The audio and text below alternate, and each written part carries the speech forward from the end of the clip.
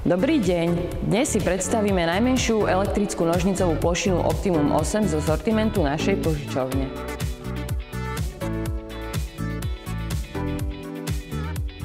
Plošina má pri svojich kompaktných rozmeroch 1,9 m dĺžke a 0,8 m šírke široké uplatnenie pri používaní v interiéri. Výška zdvihu platformy je necelých 6 metrov, čo nám zabezpečí pracovnú výšku až do výšky 8 metrov. Plošina má biele kolesá, nezanechávajúce šmuhy a je primárne určená na prácu v interiéri, kde je betón alebo iný druh rovnej podlahy. Použitie vyžaduje rovný podklad so sklonom maximálne 3 %, o čo sa stará senzor náklonu. Nízka hmotnosť 1590 kg taktiež umožňuje jej použitie v priestoroch, kde je dlažba bez toho, aby ju poškodila. Maximálna nosnosť plošiny je 230 kg, čo znamená, že na plošine môžu súčasne pracovať dve osoby aj s materiálom, poprípade náradním.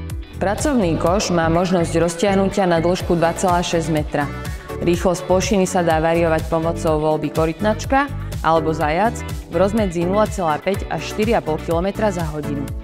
Plošina je poháňaná batériami, takže nie je potrebné zabezpečovať žiadne ďalšie palivo.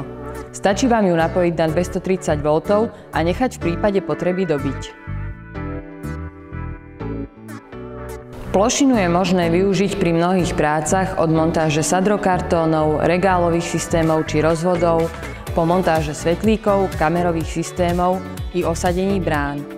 Rovnako je výborný pomocník pri opravárenských a údržbárskych prácach vo vyšších častiach miestnosti a výrobných hál bez obmedzenia prevádzky. Je zároveň neoceniteľným pomocníkom pri rôznych inventarizáciách položiek uložených v regáloch s úzkymi uličkami. Pri práci je potrebné používať nasledovné ochranné pomôcky: obuv, ochranná príľba, odev a bezpečnostný postroj proti pádu. Kam rebrík nemôže, plošina pomôže.